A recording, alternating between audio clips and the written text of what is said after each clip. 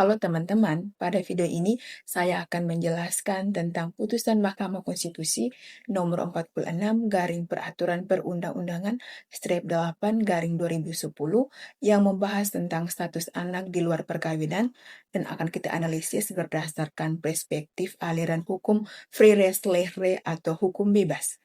Menariknya teman-teman, putusan ini menunjukkan bagaimana hakim tidak hanya terpaku pada undang-undang tetapi juga mempertimbangkan tentang keadilan dan realitas sosial. Untuk itu, mari kita bahas secara bertahap dari konsep alirannya hingga pada kesimpulannya. Pertama, kita masuk ke deskripsi tentang aliran filsafat hukum Freire-Lehre. Aliran Freire-Lehre atau aliran hukum bebas berkembang di Eropa, terutama di Jerman, sebagai reaksi terhadap aliran positivisme hukum yang terlalu kaku dan tekstual.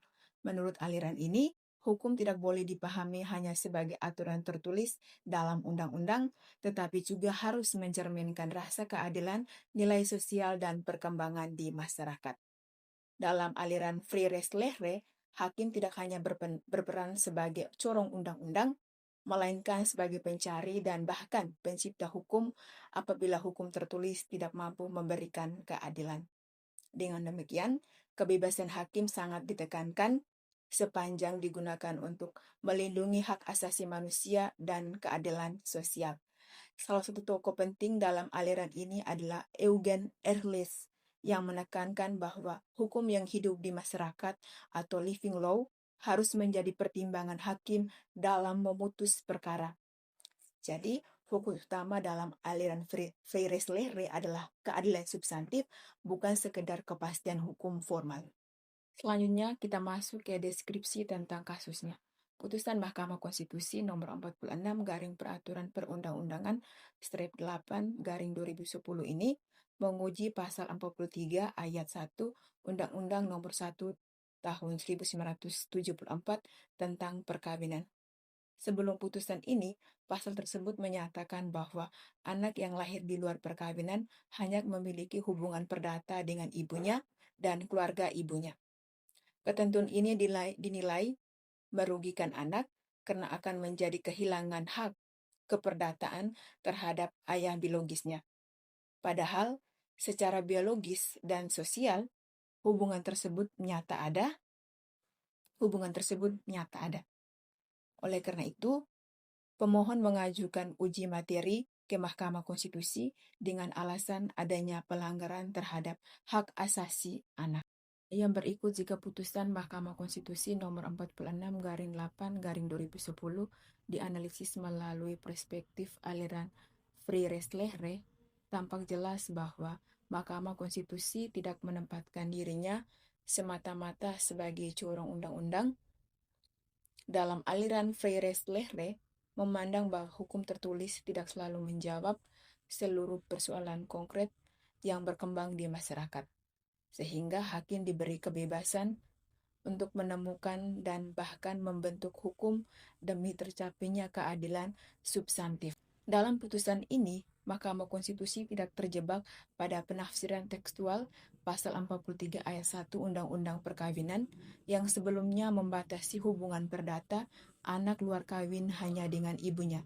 Sebaliknya, Mahkamah Konstitusi membaca norma tersebut secara kontekstual dengan mempertimbangkan realitas sosial, nilai kemanusiaan, serta prinsip keadilan yang hidup dalam masyarakat.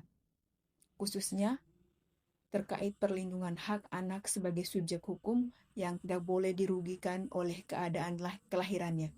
Lebih lanjut, Mahkamah Konstitusi melakukan penafsiran progresif dengan menempatkan kepentingan terbaik bagi anak di dasar pertimbangan utama. Dalam kerangka aliran Freire-Lehre, hakim tidak sekedar menerapkan hukum positif yang ada, tetapi juga menggali nilai-nilai keadilan dan perkembangan ilmu pengetahuan. Hal ini terlihat ketika Mahkamah Konstitusi membuka kemungkinan adanya hubungan perdata antara anak yang lahir di luar perkawinan dengan ayah biologisnya, sepanjang dapat dibuktikan secara ilmiah dan hukum.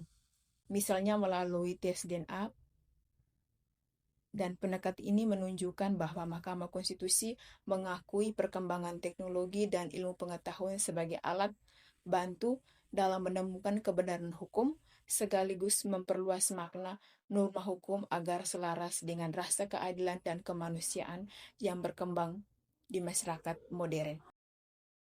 Yang terakhir, sebagai kesimpulan, putusan Mahkamah Konstitusi nomor 46 garing peraturan perundang-undangan Strip 8 garing 2010 merupakan contoh nyata penerapan aliran filsafat hukum Freire Lehre dalam praktik peradilan di Indonesia.